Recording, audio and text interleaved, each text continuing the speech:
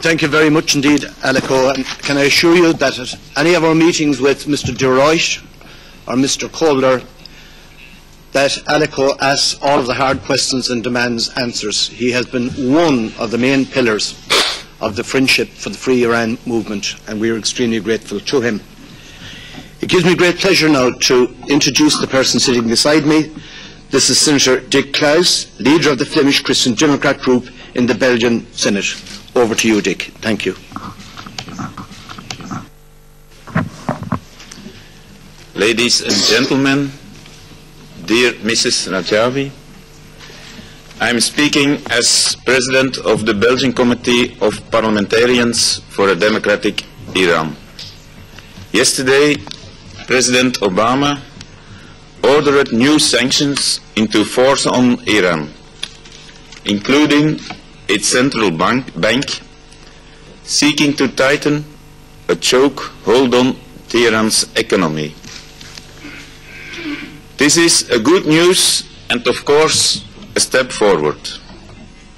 But we cannot go on leaving the biggest mistake of the West uncorrected and pinning hopes on sanctions to bring about a change in Iran.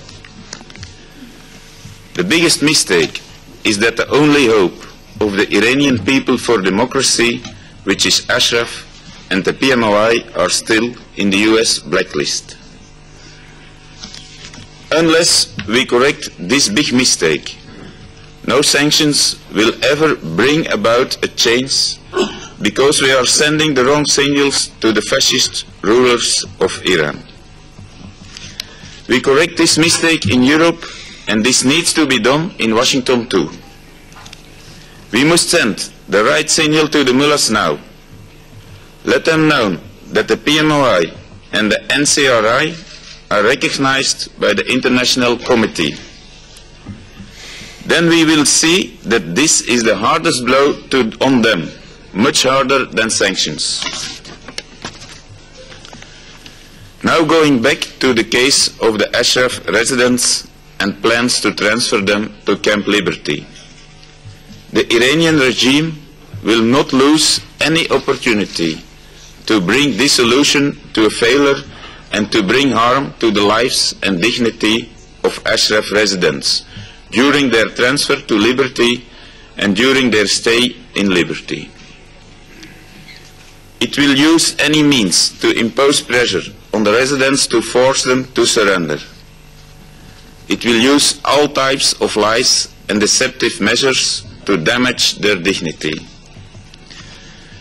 We are certain that the regime will not spare anything to reach these goals. With this explanation, I ask the UN Ambassador Martin Kobler why he is going so easy on the Iraqi government that is the puppet of the mullahs and implements their orders word by word. How does he trust Maliki on preserving the lives and dignity of Ashraf residents? I give Ashraf residents the right to be seriously worried.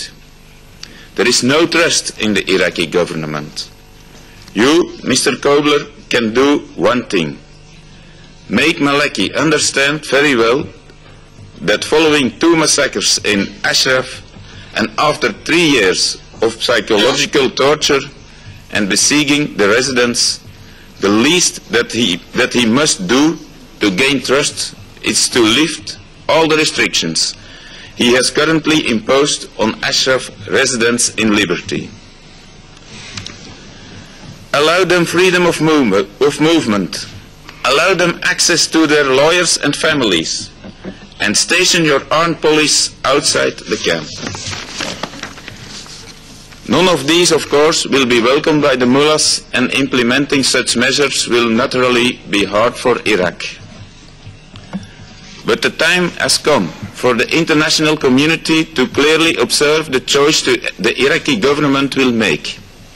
And you, Mr. Kobler, are the one you should make Maliki face the decision and make the choice.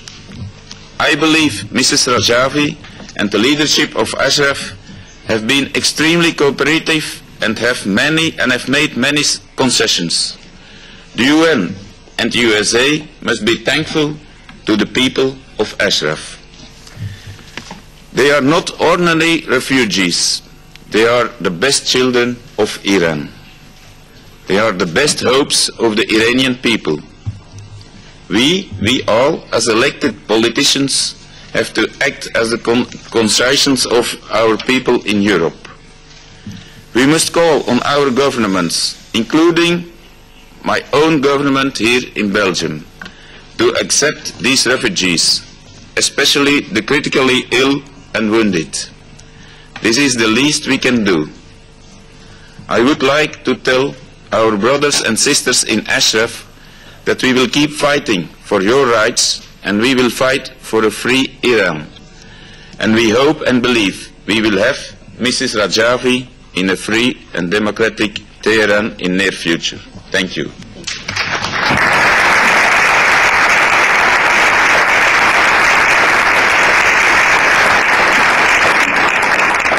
Thank you very much indeed, Dirk, for those very strong and very consoling words, and for your reassurance in relation to calling on all of the stakeholders to get involved and ensure that this humanitarian matter is sorted out satisfactorily once and for all. It now gives me great pleasure to welcome Senator Robert Torricelli, member of the United States Senate from 1997 to 2003, and who has come all the way from the United States to be with us and show his support today. Senator Robert Torricelli. Thank you very much, Mrs. Rajavi, and my colleagues and friends. For all of you who are members of the Parliament, for you this may be routine, but for those of us from the United States, this is indeed a great honor to be in the Parliament today. I'm honored and pleased to be here today.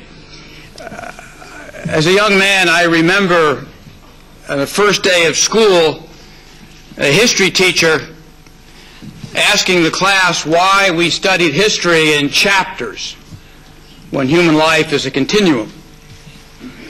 And since no student had the answer, she volunteered one, because that's how we live. Generations begin and they end, eras come and they go. The human experience is punctuated by events. Sitting here today, it occurs to me that events in the Middle East are providing another punctuation, the beginning of a new chapter. What has been happening in Iran since the revolution of 1979 is not sustainable.